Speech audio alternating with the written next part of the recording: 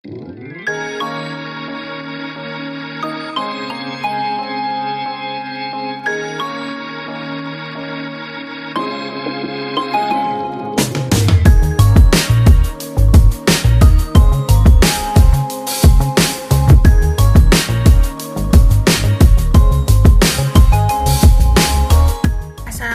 warahmatullahi wabarakatuh. Perkenalkan, nama saya Adisti Julita dari HPT Angkatan 2019 dengan NIM 1944580 PN 16385. Halo, nama aku Heriko Pramudya.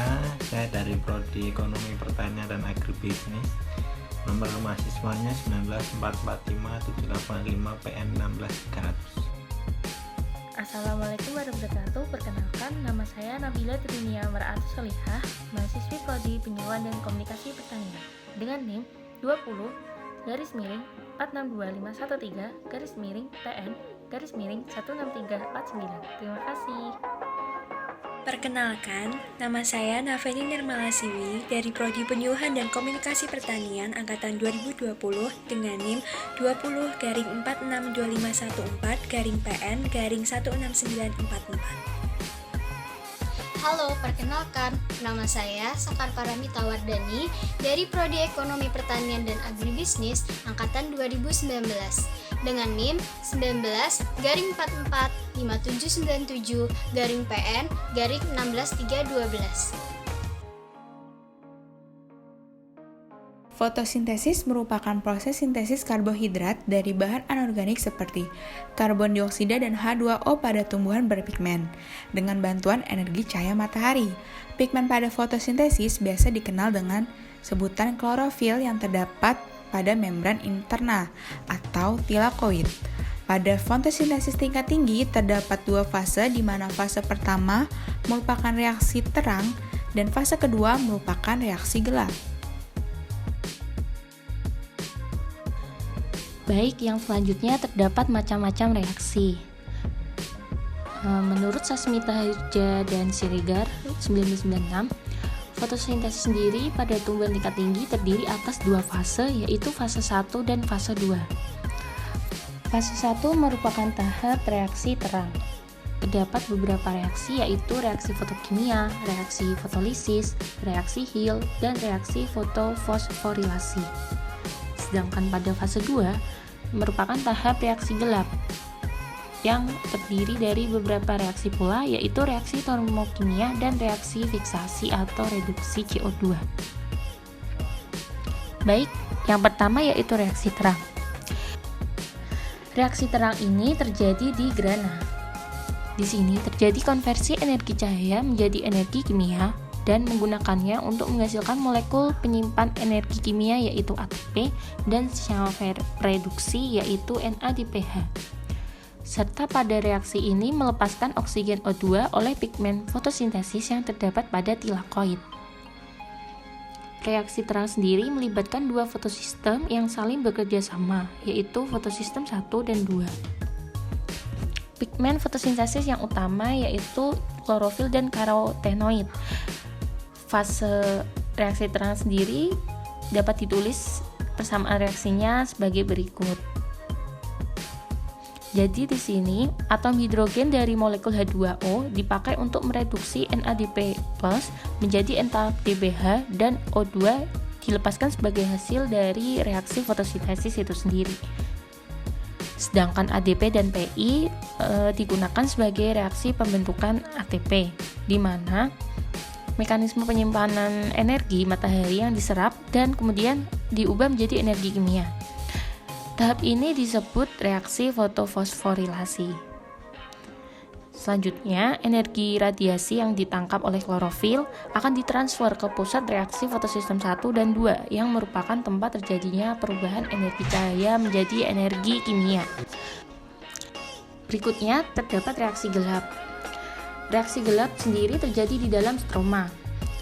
Dalam reaksi gelap terjadi seri reaksi siklik yang membentuk gula atau karbohidrat dari bahan dasar CO2 dan energi dari hasil reaksi terang, yaitu ATP dan NADPH. Energi inilah yang merupakan alasan membuat reaksi gelap dapat berlangsung tanpa adanya cahaya, karena enzim-enzim stroma-kloroplast tidak membutuhkan cahaya untuk aktivitasnya, tetapi membutuhkan ATP dan NADPH. Reaksi gelap sendiri pada tumbuhan dapat terjadi melalui dua jalur, yaitu siklus Calvin-Benson dan jalur Hertzsprung.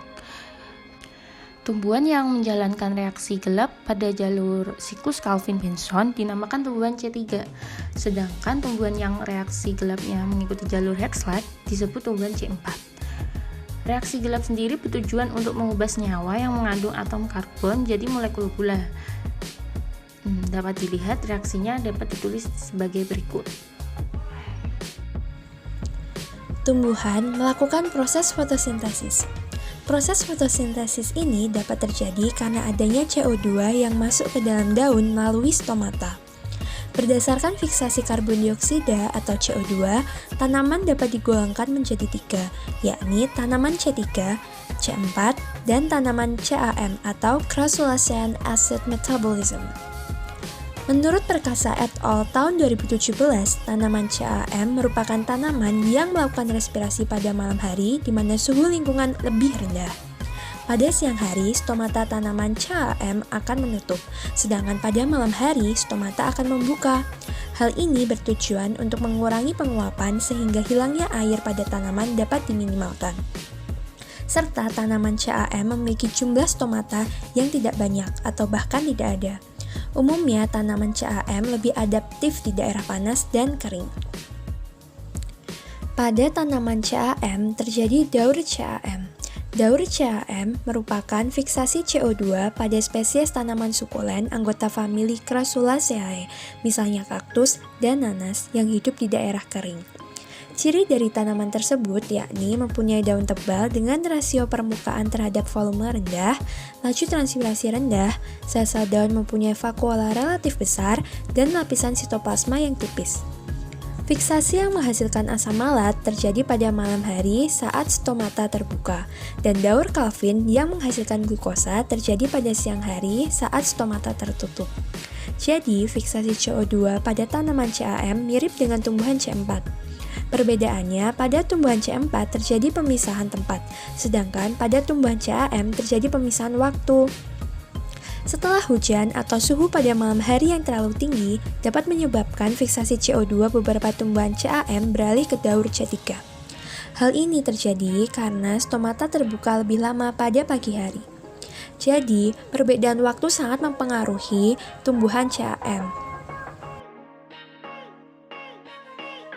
Mekanisme reaksi gelap pada tanaman cam yaitu, pada tanaman cam, molekul pertama yang dihasilkan dari proses fotosintesis adalah malat.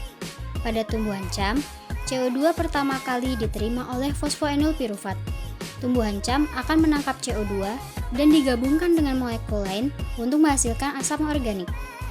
Stomata tumbuhan cam akan terbuka di malam hari dan akan menutup di siang hari, sehingga pada malam hari CO2 akan ditangkap untuk membentuk asam organik yang kemudian disimpan hingga esok harinya.